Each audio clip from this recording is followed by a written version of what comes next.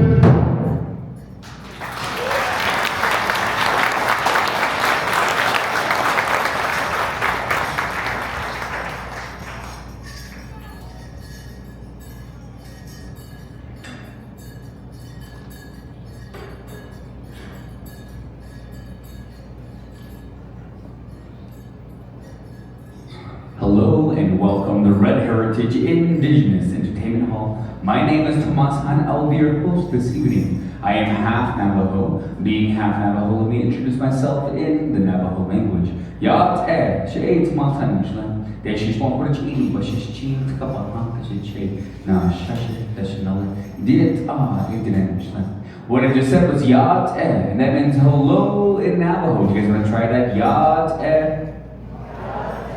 Very good. You guys sound like awesome Navajo people. Then I went on to give you guys a little bit more information about myself. I gave you my 4 clans. I told you who my mother is, who my father is, who my maternal grandparents are, and who my paternal grandparents are. And then I finished by saying, meaning this is how I am a Navajo. So I just want to personally welcome each of you here to Red Heritage Indigenous Entertainment Hall. We're very excited to share a little bit of our history and culture with you via Native American dancing, singing, and storytelling. The dances in which we're going to be sharing with you this evening are dances that are conducted at what is called a powwow. A powwow is a gathering of different Native American people who come together to compete and dance and to socialize. It's a lot of fun. If you've never been, we strongly encourage that you go. There is one happening every weekend all across the United States and in Canada, and they're open to the general public, such as yourselves. So you're more than welcome to attend these powwows. Within the powwows, the dances conducted in them are referred to as intertribal dances. Intertribal dances refer to the fact that these dances originate with a specific tribe, but they're shared amongst all 574 federally recognized tribes. So these dances are shared amongst all the tribes in the United States and in Canada, and they're open to the general public, so you're more than welcome to attend these powwows. The first dance in which we're going to be sharing with you this evening is a dance that comes to us from the Mandan of the Great Plains. The Mandan were a very nomadic tribe. They would migrate across the Great Plains following the bison. When they would come to an area in which they wanted to rest, they would have the grass hunters go out, push down the grass in a very specific pattern, in a way of blessing the ground so that they may have a good stay. The grass hunters also participated in the hunting of the buffalo, in which they go out ahead of the herds of buffalo, push down the grass in the same exact pattern, making it look as if another herd of buffalo had been there before. The herds would come along, they'd see the area, think that it was safe to stay, and the hidden grass hunters, hunters, and warriors would all hop out and ambush the buffalo, making the buffalo hunting a lot easier. If you look at the clothing in which the dancers are wearing this evening, we do not refer to them as costumes. A costume implies that you are pretending to be something that you are not. This is who we are. We are Native American. We're not pretending. We're not faking. We didn't go into Target in the Native American section and purchase these. They're all handmade by a family member, a relative, or ourselves. So there's a lot of thought, prayer, and symbolism that go to each one of these outfits, each of these regalia. And that's what we refer to them as outfits or regalia. If you look at the grass hunters regalia, they've got these long strands of ribbon, and sometimes it's yarn. That's very symbolic of the way the traditional grass hunters would get low to the ground, pull the grass out, and tuck it into their clothing. It also helps you visualize the fluidity of the grass and the gentle breeze and in the harsh winds. This is the grass dance. Let's give these gentlemen a round of applause for the grass dance.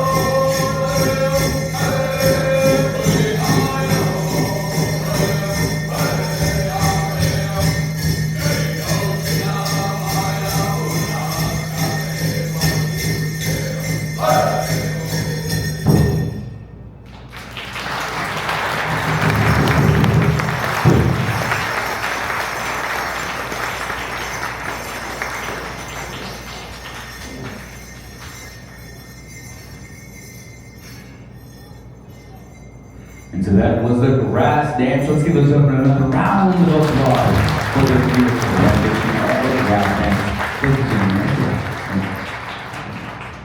And now we're going to invite a few beautiful ladies to the stage. They're going to be sharing a dance with us, which is referred to as the Jingle Dress Dance. The Jingle Dress Dance comes to us from a time period in which we refer to as the time of the running from the death. This is when the Europeans first came to the Americas, and with them they brought illnesses and diseases that Native American people had no immunity to. Illnesses such as smallpoxes were wiping out hundreds of thousands of Native American people. So this is the time period known as the time of the running from the death. And it was at this time the Anishinaabe, or the Ojibwe people of the Great Lakes area, they tell the story of a young girl who's very ill and very sick. They were doing all that they could to help her get better. But regardless of what they did, she only seemed to get worse and worse. There's an elder in the tribe who had a dream on her behalf that if she were to make an outfit like you see here, with 365 cones on it, symbolizing each day of the year, and if she were to dance in this outfit, she would soon overcome her illness, her disease. That being said, her family, they came together. They helped to construct this outfit.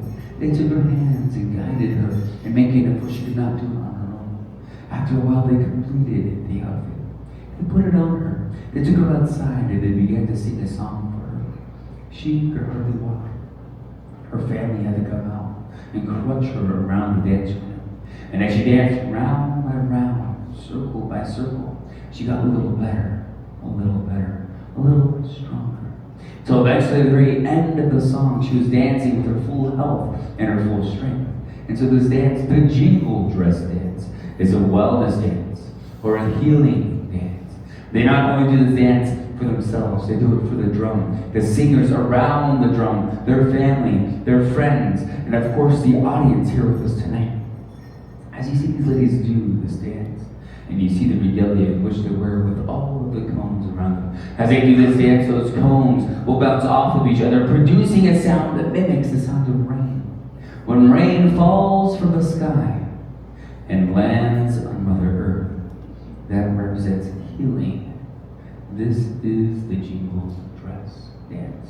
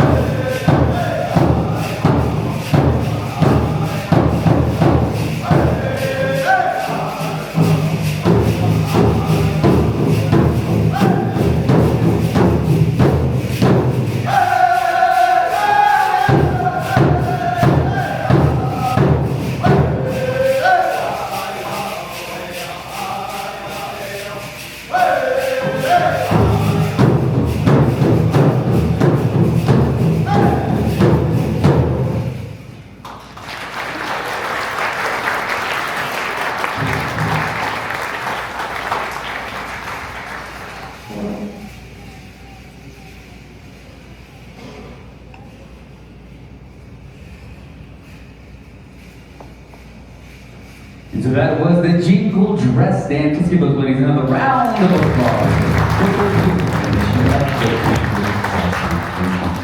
Thank you. As we do our presentations and our shows, one of the more commonly asked questions is, how do you learn to do these dances? Do you learn it in school? Do you take classes? The answer is no. The way you learn to do these dances is by doing these dances. For example, my mother would take my brothers and I to various powwows all across the Navajo Nation and have us go out and follow talented dancers and mimic their motions and their movements until eventually we develop our own styles within those particular styles of dances. So we offer that opportunity to the youth of the area so they may learn their culture and their heritage via dancing, singing, and storytelling. And so you guys saw Miss Little Talia up here dancing the jingle dress dance. She did a wonderful job. It takes a lot of courage to come up onto the stage and learn to dance in front of an audience. Let's give her a round of applause.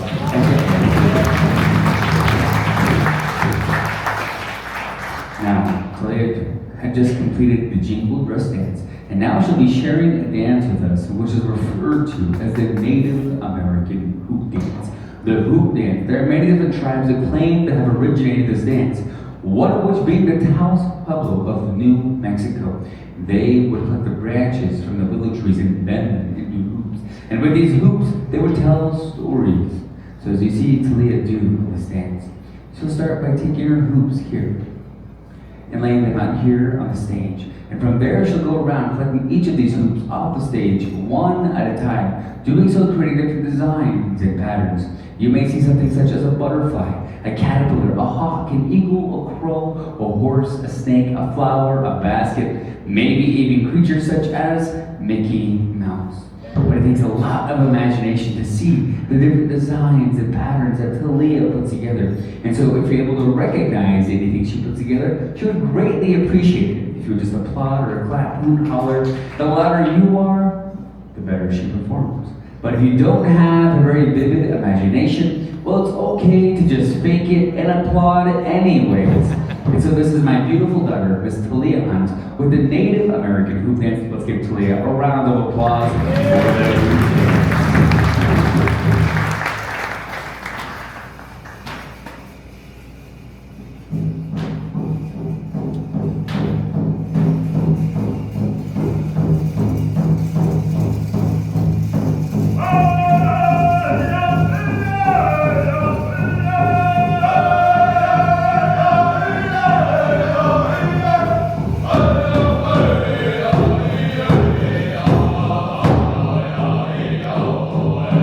Hey!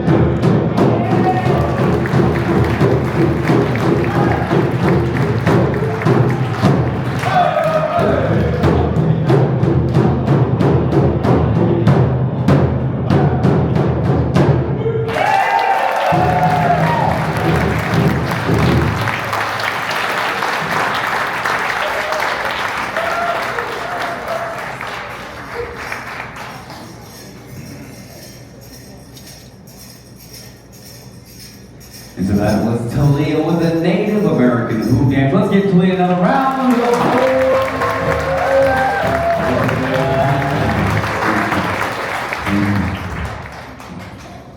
And now we're going to bring two gentlemen to the stage. They're going to be sharing the dance with us, and which is referred to as the Northern Traditional Dance.